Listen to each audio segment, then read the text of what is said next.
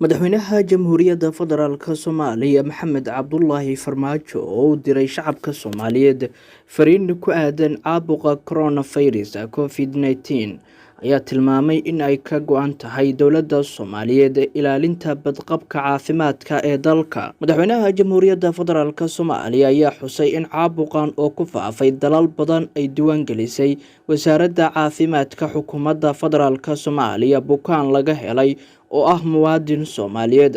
Arrinkaas oo ay tahay inuu feejignaan dheeraad ah u horseedo shacabka iyo dowladda Soomaaliyeed sidii ay ugu midoobi lahaayeen xakameynta iyo ka hortagga cudurkaasi coronavirus. Bismillaahi Raxmaani Raxiim. Ilaa iyo December 31 2019 sanadkii tagay markii uu cudurka loo yaqaano COVID-19 kuna caan baxay coronavirus laga ogaaday dalka Shiinaha inuu ka dilaacay waxaa sii kordhay xawliga uu ku faafay cudurkaas.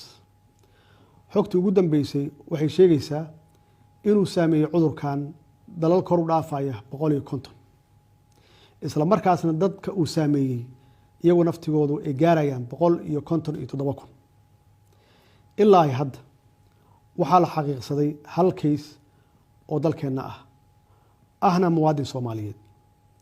waxa xanuunkan qatartiisu uu gaarsiisan yahay meel aad iyo aad u sareysa, khatarna ugu jira wadamo badan uu gaari karo. Ilaahay waxaan ka baryaynaa inuu cudurka naga badbaadiyo. qof kasta oo Soomaaliyeed iyo culumadana inay duceeyaan oo Ilaahay la baryo inuu cudurkan naga badbaadiyo. shakhsiga Soomaaliyeed muwaadinka ah oo cudurkan ku dhacayna waxaan Ilaahay uga baryaynaa inuu sida ugu dhaqsiyaha badan ka kiciyo.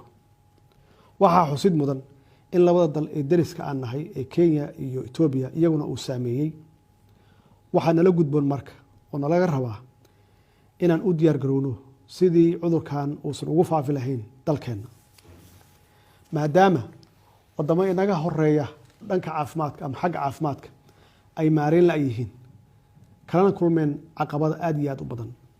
haddana dowladda Soomaaliyeed waxay isku dayaysaa wax kasta oo suurtagal ah oo dadaala sidii ay uga hortagi lahayd ama ay u joojin lahayd inuu faafo cudurkan iyo inay ku dadaasho badqabka iyo caafimaadka bulshadeeda.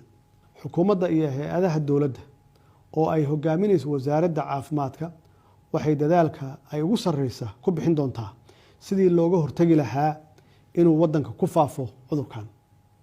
haddaba ugu dambeyn waxaan ugu baaqaynaa bulshada qaybaheeda kala duwan inay marka koowaad ku dadaalaan badqabkooda iyo caafimaadkooda iyagoo raacaya tilmaamaha iyo fariimaha ay wasaaradda caafimaadka sida joogtada ah ay ula wadaagto.